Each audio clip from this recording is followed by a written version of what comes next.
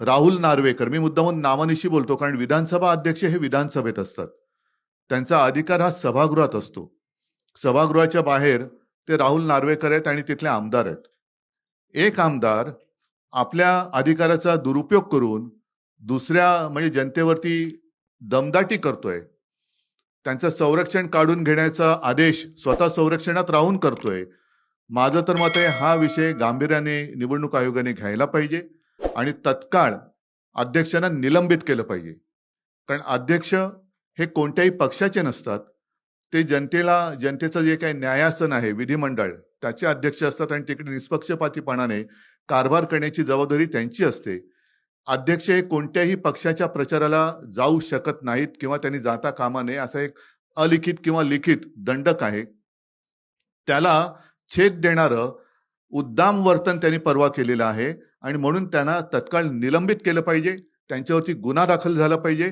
कारण असेच जर का सगळे वागायला लागले, अगदी मंत्र्यांना सुद्धा त्यांचा लवाजमा घेऊन निवडणूक प्रचारात फिरता येत नाही.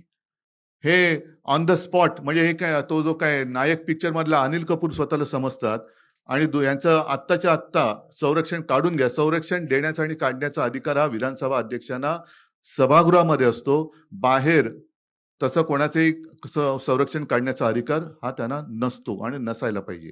तसं लेखी पत्र जनता दल युनायटेडने दिलेलं आहे आणि त्यांचं स्पष्ट म्हणणं आहे की 223, 24, 25 आणि 27 या पाचही चारही वॉर्डमध्ये आमची जी तक्रार होती ती आमची तक्रार आता आम्ही मागे घेत आहोत.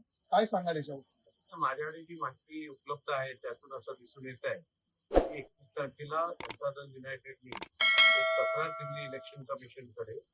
त्यांना अर्ज भरण्यात 4 वॉर्डांमध्ये 211, 225, 226 आणि 227 या 4 वॉर्डांमध्ये त्यांना त्यांचे उमेदवारी अर्ज भरू शकले नाहीत.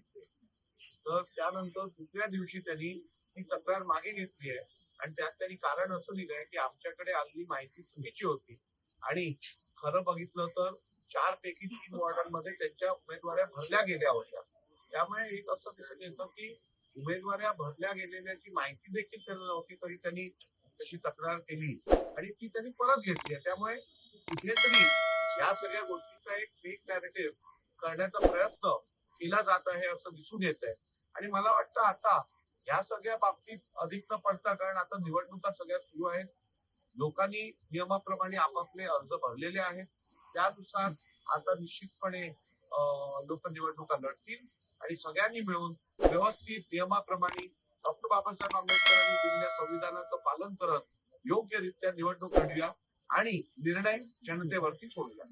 परंतु या संदर्भामध्ये आज पुन्हा एकदा हरिभाऊ राठोड यांनी तुमच्यावर आरोप केले की तक्रार जेडीएसने मागे घेतली, माझी तक्रार अजूनही काय आहे. ज्यांना तक्रार करायची आहे ते तक्रार करू शकतात, परंतु त्यात तथ्य नसेल आणि ती नाहीच आहे त्यावरती योग्य ती कारवाई इलेक्शन कमिशन करेल. उद्धव ठाकरेंनी पण तुमच्यावर काल टीका केलेली आहे, राजीनामा घेतला पाहिजे, निलंबित केला पाहिजे अशा पद्धतीचं. उद्धव ठाकरेंच्या केलेल्या टीकांवरती मी लक्ष देत नाही, कारण जुन्या दुखण्या ज्या असतात, जुन्या जखमा ज्या असतात त्या कधी कधी थंडीत अजून दुखून येतात, उजळून येतात, त्यातला हा प्रकार आहे.